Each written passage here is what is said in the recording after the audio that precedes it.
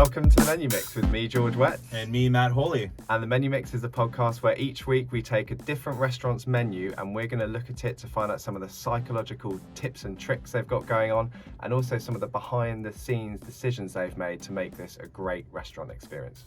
And today, we're very excited to be covering Chuy's. Chuy's, that's right. Now, before we get started, if you like the video and find it insightful, please give it a like and subscribe to the channel below. We greatly appreciate it, and it really helps the channel out.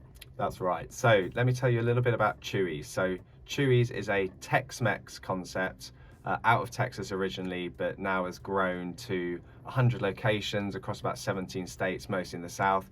Started in 1982, aptly, in an abandoned barbecue joint premises. Oh. There we go. And yeah, they really focus on this authentic Tex-Mex kind of experience. And a bit of an unusual name. Matt, do you know what Chuy's means? Well, the spelling isn't C-H-E-W, so it is a little peculiar. I was thinking maybe Star Wars fan Chewbacca, but I have a feeling it's not that. It's actually, it derives from a very ecclesiastical source. It's actually a derivative of Jesus.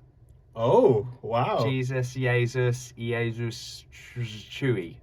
Wow. I guess that's where it came from. Holy moly, guacamole. There we go, right. So, Matt, this menu, first thing when you look at it on here, it strikes you as enormously fun, and it just screams Texas, Tex-Mex all the way through it. So we're really excited to talk through a lot of the aesthetic elements of the menu today, but also they've got some really interesting things going on behind the scenes as well on the composition and execution of this menu too.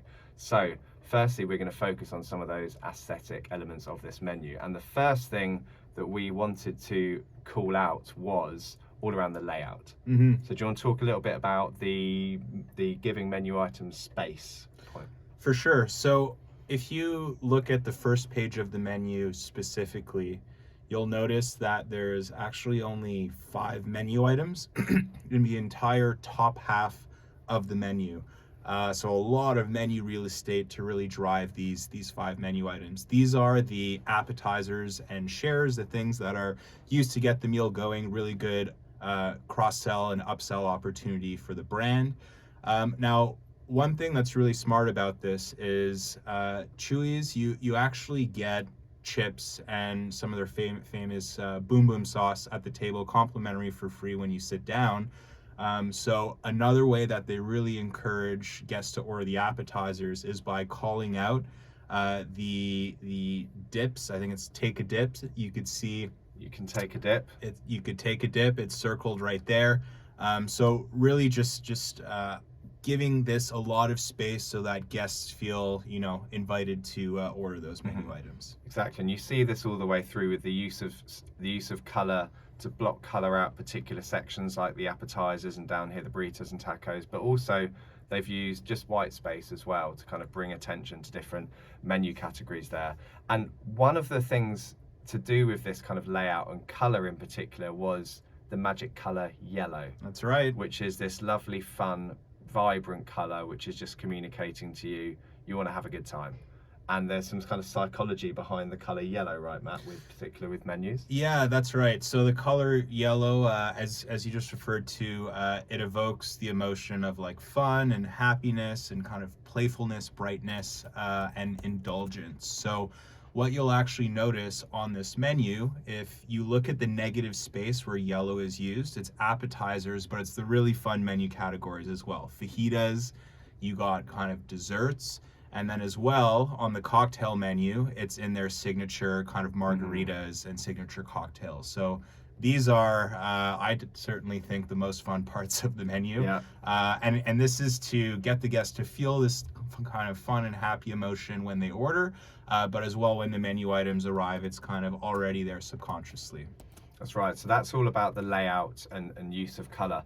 The second area we really wanted to talk about was how they're using like novel visual cues littered throughout this menu for various different purposes. So if you notice on the food menu here, there's not a lot of actual photography. Instead, the imagery is reserved for illustrations.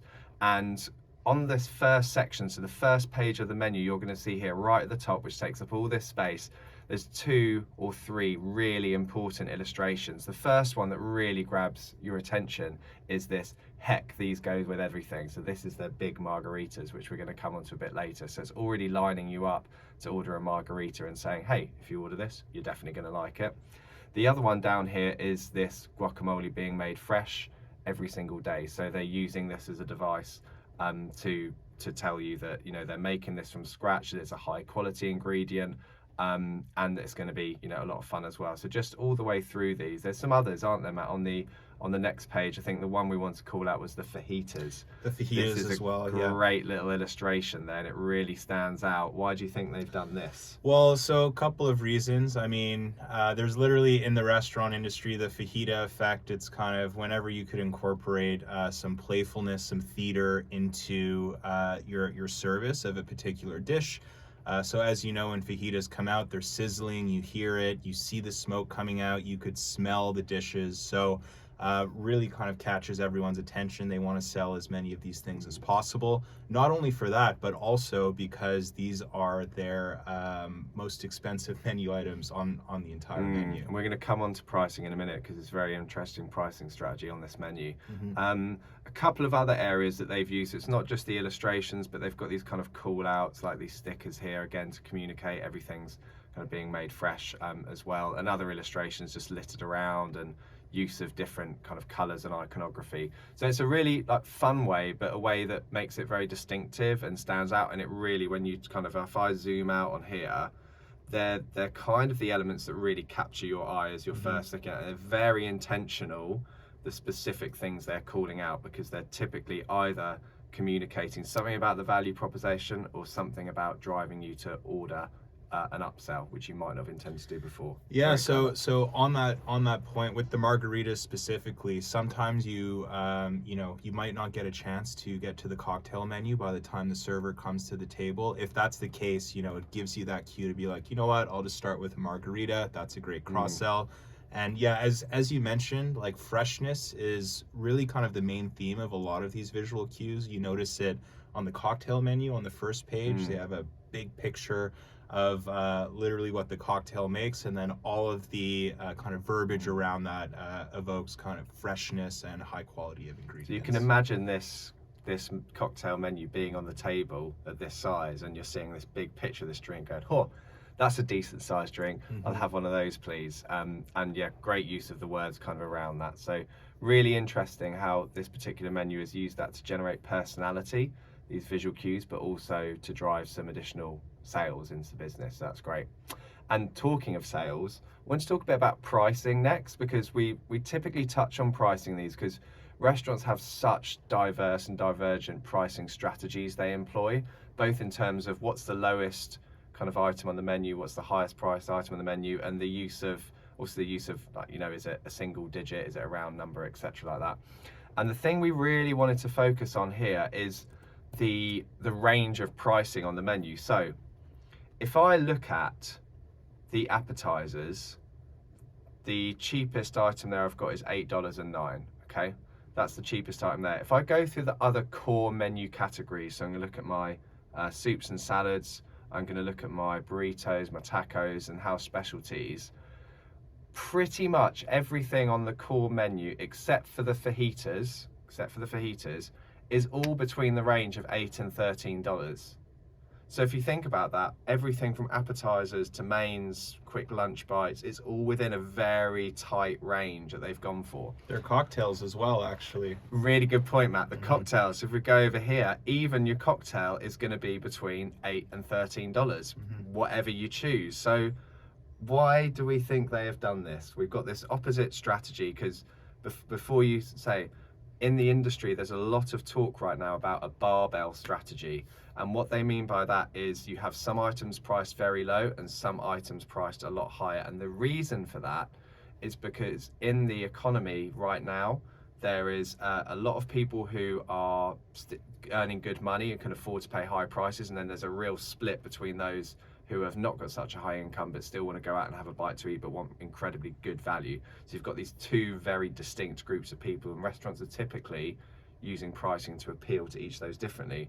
But Chuy's doesn't seem to be taking that particular approach, do they? In fact, they've taken almost the opposite approach. They've priced everything right in the middle, and they have very few cheaper items and then very few expensive items. And this goes back to, I think, some of the value proposition that they're trying to communicate with a lot of these visual cues and descriptors and all the elements they use in the menu. They're communicating this is very high quality. It's scratch kitchen. We make it fresh every day, but the price is actually, everything costs about the same. Don't worry about the price. It's very good value. It's very easy for people to kind of calculate it in their head. A dish, a drink, an app, whatever it is, it's about $10, give or take a couple. So they're focused more on the experience, and their choice drivers are less about price and more about just like having a really good time. Yeah, and I think it might be used a little bit to encourage that sharing as well, because this is the kind of restaurant where you might do family style and share with each other. So I think people are going to be thinking a bit more of that rather than, I have to have an appetizer for myself. Why is my appetizer the same cost as my main course? Well, that's not their intention here. It's very much about the sharing experience together. So very interested in their approach to pricing. Fourth area we wanted to look at today was execution. And you can see on this menu, we can see just by looking at it, there's some very clever and intentional decisions they've made around the execution.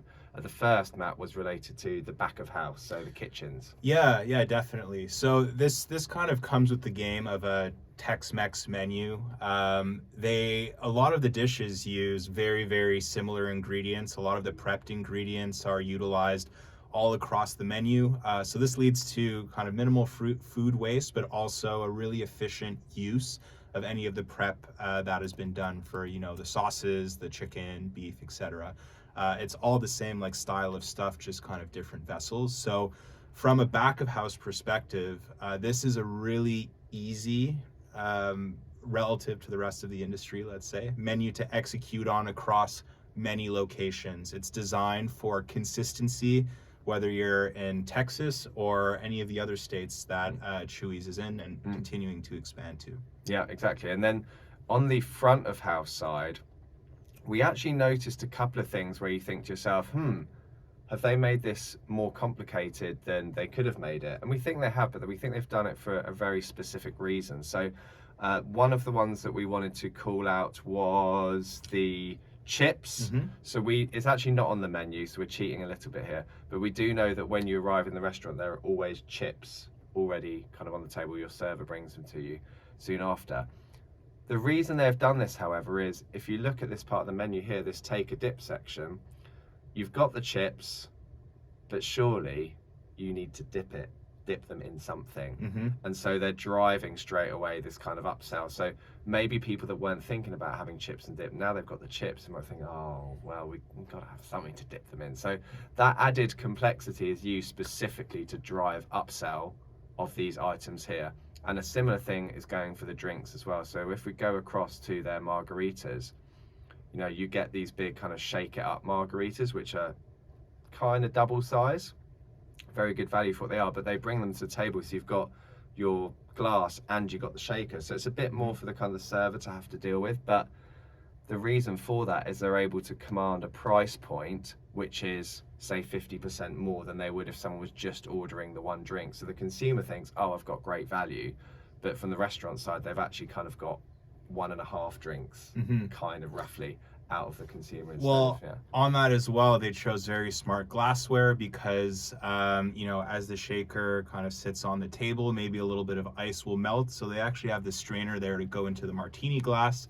And the martini glass too is also one that typically contains less fluid ounces than like a rocks glass or a tall glass. So you get like 2 or 2.5 full martini glasses full of your margarita, instead of maybe just like one and a little bit of extra. So really, really smart of how they thought about the delivery of this kind of second drink built into the upsell right there. Very clever. The last area I wanted to focus on is actually not any of the menus that you've seen so far. It's an entirely different menu, and that is their catering menu.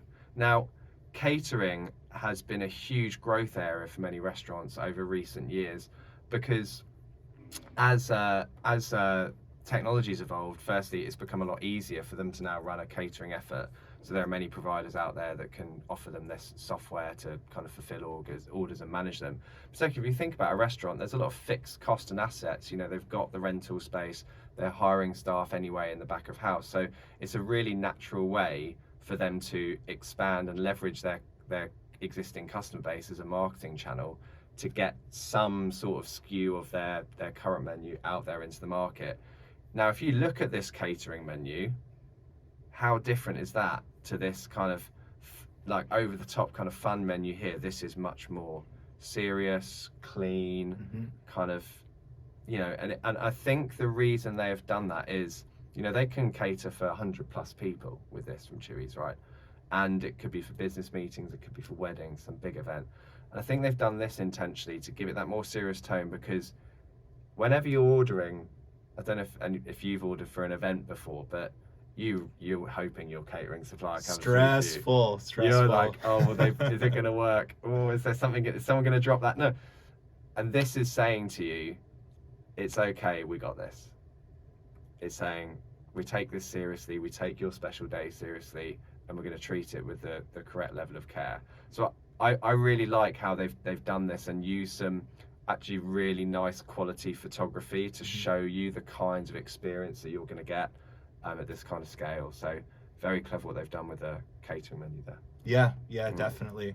And yeah, I mean, the same exact dishes that are on this menu, you'll see the descriptors and the way they've shown it are actually completely different than on the regular menu. The format is different, and yeah, I mean, it is a huge growing segment in the market right now, and they've paid a lot of attention to this kind of growing catering business instead of just taking their existing menu and like for like just making it the exact same. So done it and priced it the way that you'd expect, so it's a per head commitment rather than saying I want to order 30 of these and 40 of those, I've got to do the math myself. No, they're just saying how much do you want to spend per person and we'll look after you.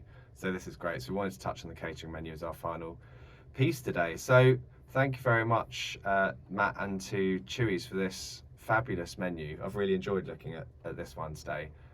Loads of cool tips, tricks, and a really special, great brand from the heart of Texas. So it's been a hell of a lot of fun.